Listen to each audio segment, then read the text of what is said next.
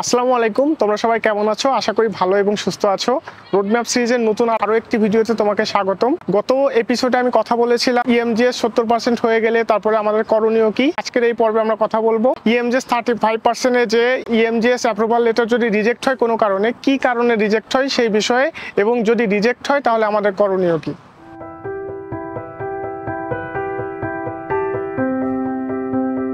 EMGS approval মূলত দুইটি কারণে রিজেক্ট হতে পারে। প্রথমত হচ্ছে যদি একাডেমিক ডকুমেন্টের মধ্যে কোনো প্রবলেম থাকে, আর দুই নাম্বার কারণ হচ্ছে যদি কেউ মালয়েশিয়াতে আগে ছিল, ওয়ার্ক ভিসায় ছিল, বা মালয়েশিয়াতে ব্ল্যাকলিস্ট ছিল, বা মালয়েশিয়া থেকে যাওয়ার সময় এয়ারপোর্টে হচ্ছে ডাটাগুলো রেখে দিছিল, ফিঙ্গার হোক ছবি হোক এগুলো রেখে দিছিল, এখন হচ্ছে বাংলাদেশ থেকে আবার নতুন করে স্টুডেন্ট ভিসায় আসতে চাচ্ছে, এই টাইপের ফাইলগুলো হচ্ছে রিজেক্ট বেশি হয়। তো এখন হচ্ছে আমি মূলত কথা বলবো একাডেমিক যে ডকুমেন্টগুলো আছে এইগুলোতে কি কি সমস্যা থাকলে আসলে ইএমজিএস রিজেক্ট হয়। আচ্ছা, ডকুমেন্টের যে সমস্যাগুলো হয় মূলত প্রথমত হচ্ছে যে নিজের যে সার্টিফিকেট বা মার্কশিট এগুলোর সাথে পাসপোর্টের ইনফরমেশন কোনো মিল থাকে না। যেমন হতে পারে নিজের নাম বা বাবার নাম বা মায়ের নামের সাথে পাসপোর্টে যে ইনফরমেশনগুলো দেওয়া আছে এগুলোর কোনো মিল নাই। যদি এমন অবস্থায় কোনো স্টুডেন্ট ফাইল সাবমিট করে তাহলে অবশ্যই রিজেক্ট হবে। দুই নাম্বার বিষয় হতে পারে যে মার্কশিটে হচ্ছে নিজের ইনফরমেশন একরকম দেওয়া কিন্তু সার্টিফিকেট হচ্ছে একরকম দেওয়া, তাহলেও কিন্তু ইএমজিএস রিজেক্ট হওয়ার একটা সম্ভাবনা থাকে। আচ্ছা, এরকম হতে পারে যে পাসপোর্টে হচ্ছে তোমার জন্ম তারিখ দেওয়া একরকম এবং তোমার সার্টিফিকেটে দেওয়া তোমার জন্ম তারিখ অন্যরকম, তো এমন হলেও কিন্তু ইএমজিএস রিজেক্ট করে দিবে। আবার এরকম হয় যে অনেক সময় কারো মার্কশিট হারায় গেছে বা ভার্সিটিতে মার্কশিট জমা দেওয়া আছে বা কলেজ হচ্ছে ডকুমেন্ট জমা দেওয়া আছে, তখন চাইলেও আসলে কলেজ থেকে ডকুমেন্টগুলো নিতে পারে না। তখন অনেকে করে কি যে বোর্ড থেকে নতুন করে আবার ডকুমেন্টগুলো তুলে নেয় এবং ওইখানে কিন্তু ডুপ্লিকেট লেখা থাকে।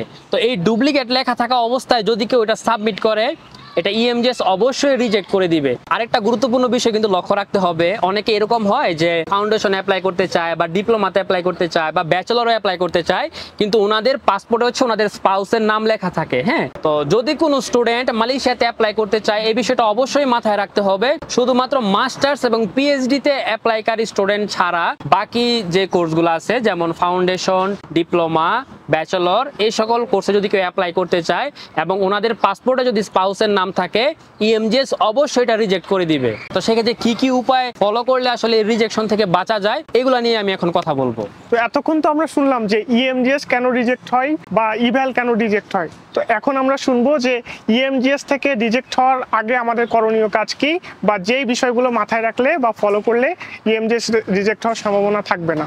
আচ্ছা, ইএমজিএস রিজেকশনের হাত থেকে আসলে কিভাবে বাঁচা যায়। প্রথম যে কথাটা আমি বলেছিলাম যে ডকুমেন্ট মানে হচ্ছে স্টুডেন্টের পাসপোর্টের সাথে যেন সার্টিফিকেট এবং মার্কশিটের নিজের নাম, বাবা মায়ের নাম এবং হচ্ছে জন্ম তারিখ এগুলো যেন মিল থাকে। হ্যাঁ, তো যখন কোনো স্টুডেন্ট তার ফাইল হচ্ছে ভার্সিটিতে সাবমিট করবে অ্যাপ্লাইয়ের জন্য, তখন অবশ্যই এটা মাথায় রাখতে হবে যেন আমার যে ডকুমেন্ট মানে মার্কশিট, সার্টিফিকেট এগুলোর সাথে যেন আমার পাসপোর্টের যে ইনফরমেশন এগুলো যেন হুবহু মিল থাকে। যদি এরকম দেখা যায় যে একটা লেটারের জন্য আসলে এদিক সেদিক হচ্ছে, তাহলেও এটা ঠিক করে নিতে হবে। অনেক সময় দেখা যায় যে অনেক এরকম চায় যে এপিট ওপিট করে ফেলবো, এটা করলেও মাঝে মাঝে দেখা যায় রিজেকশনের সম্ভাবনা থাকে। তবে সবচেয়ে সেফ জোন হচ্ছে যদি পারো তাহলে পাসপোর্টটা চেঞ্জ করে ফেলো সার্টিফিকেটের মতো করে, আর না হলে হচ্ছে সার্টিফিকেট বা মার্কশিটগুলো কারেকশন করে ফেলো পাসপোর্টের মতো করে।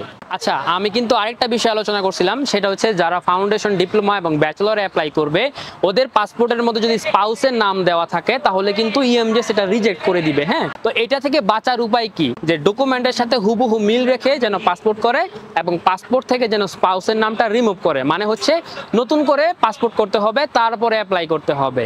অনেকের আবার এরকম হয় যে ভাই আমার কাছে হচ্ছে স্ক্যান কপি আছে, মানে মেইন ডকুমেন্টের স্ক্যান কপি আছে কিন্তু মেইন কপিগুলো আমার কাছে নাই, কপিগুলো হচ্ছে কলেজে জমা দেওয়া আছে বা ভার্সিটিতে জমা দেওয়া আছে কিন্তু আমি এখন আর নিতে পারতেছি না। তখন যদি কোনো স্টুডেন্ট বোর্ড থেকে আবার পুনরায় ওই ডকুমেন্টগুলো তুলতে চায় তখন কিন্তু এখানে ডুপ্লিকেট লেখা থাকে এবং এই ডুপ্লিকেট লেখা দিয়ে যদি কেউ অ্যাপ্লাই করে তখন কিন্তু এটা রিজেকশনের একটা সম্ভাবনা থাকে। তাহলে এটা থেকে বাঁচার উপায় কি? এটা থেকে বাঁচার উপায় হচ্ছে ডকুমেন্টগুলো হচ্ছে সত্যায়িত করা। হ্যাঁ, সত্যায়িত করে নিলে দেখা যায় রিজেকশনের আর কোনো সম্ভাবনা থাকবে না। আচ্ছা, আমরা তো মোটামুটি একটা বিষয় সম্পর্কে জানতে পারলাম যে ইএমজিএস আসলে কি কারণে রিজেক্ট হয় এবং রিজেক্ট হলে করণীয় কি। হ্যাঁ, এখন আমি পার্সোনালি হচ্ছে কিছু কথা তোমাদেরকে বলি।